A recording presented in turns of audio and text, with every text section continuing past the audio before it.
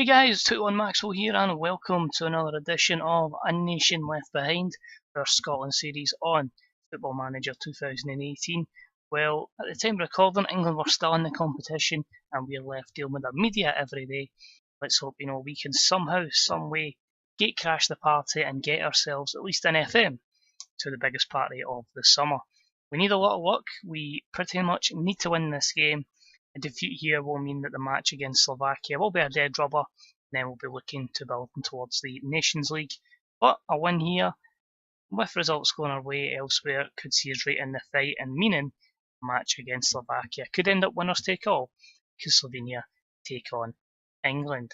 So before we kick into the match, as always, cheers for watching, it's deeply appreciated. If you've ever won the World Cup with Scotland, let me know in the comments section how you did, or just how you found in international management in FM, because it can be a bit tedious at times. A lot of people seem to prefer it when also managing a club. But if you ever had a solo international career, let me know who you were and how it went, and where you bored to death, basically, with the time in between matches. But apart from that, likes, subscriptions, all that jazz, deeply appreciated. Let's kick on. Slovenia versus Scotland. So teams already picked. We are going to be going a 3-5-2, a defensive 3-5-2. Craig Gordon in goal. Back three this time is going to be Liam Lindsay on the left hand side, Christoph Berra in the middle, and Jack Hendry on the right. I need to keep obviously putting Robertson and Tierney in the team, so Robertson will play as a complete wing back on the left. Kieran Tierney will play as a complete wing back in the right, as an inverted wing back, on him to cut in on his favoured left foot. Dan Fletcher sits, we may as well use him until he retires from international duty. Kearney is a playmaker. MacArthur going box to box to make it a three up front. Of course, there'll be options such as McGregor and Armstrong on the bench. Usual two up top, Jordan Rhodes support Griffiths. Other options that we can bring on, as always, will be a lot of wingers. So we've still got the likes of Snodgrass, Ritchie, Ryan Fraser. We've also got, as I said, Armstrong and McGregor from Celtic. Fullback wise, I've covered with Anya, Hutton, Phil Bardsley, and we've also got the option of a returning James Morrison in the middle of the park. So let's go straight into the game. We are just outsiders for this matchup. Might take a bit of a miracle, but never say never. No one ever expects to miss 3 penalties in one match. That's what happened in the last game. Now, as you can see, there's a lot more active Slovenians in this database, so straight away you can see, I would probably say, the couple of main men in this team is obviously the goalkeeper, Jan All Black. Got in there Kurtic, who had a run at AC Milan. Kevin Campbell had a run at Dortmund as well. I believe he's at Leipzig. I don't remember off the top of my head. Josef Ilicic, Tim Matvaz, just to name a couple, and that, as I say, is just the starting lineup. So a lot of big names there.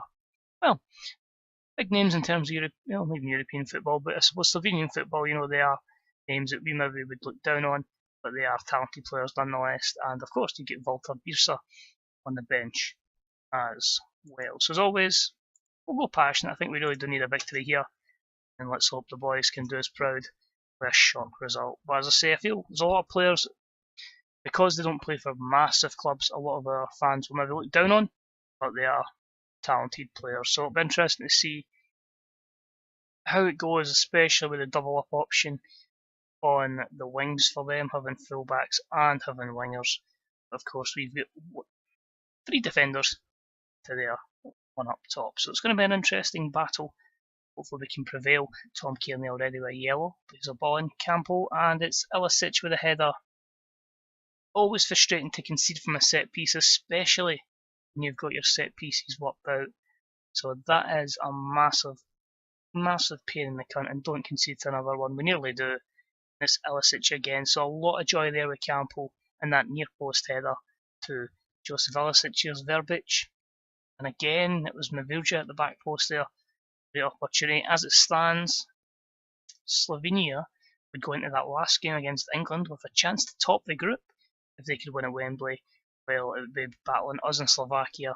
But unfortunately, 3rd and 4th, and results as they are now would mean we are cemented down in 4th place, which is certainly not going to help us going forward. So we will need to come out and attack in the second half. I don't know about you guys, but I tend to leave a lot in the first half and just properly any tactical changes at half time into the second half. So England have that little cushion now. They should be fine. They seem to have taken the lead in their game. And it's another set piece, Ilicic, and this time they're all over the place at set pieces, which is worrying. The other thing you look at there, shots on target and none, so we've never really created an opening. We've never really got a foothold on the ball as well. So what we always do then is we go aggressive. I expect to see a much better showing. You always tend to remove players that don't get motivated, so straight off that, Griffiths is gone. I think we will try and line up similar to them. The problem with Scotland, and I absolutely hate this, is that we only seem to have inside forwards.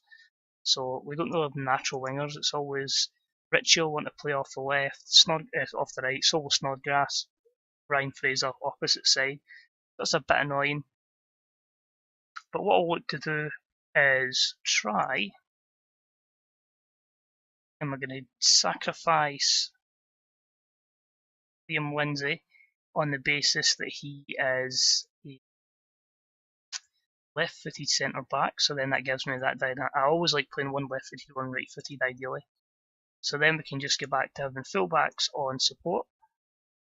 Andy Robertson and Richie will support Jordan Rhodes, and hopefully we can try and win that midfield battle, get hold of the ball and get it up to Rhodes, and then maybe for the last 20 minutes, if we're still struggling for a goal, I think that's when you look to bring in the likes of Callum McGregor or Stuart Armstrong just to try and make that run to support the striker. Pretty much the role we'd have been hoping that Armstrong would have, MacArthur would have done. So, non-Scotland, we could probably concede for another and throw in, but here's MacArthur to Tom Kearney. I really hope he can kick on and take his full form into Scottish football. Here's Richie at the back post. There we go. Scotland have a small chance, a glimmer of hope.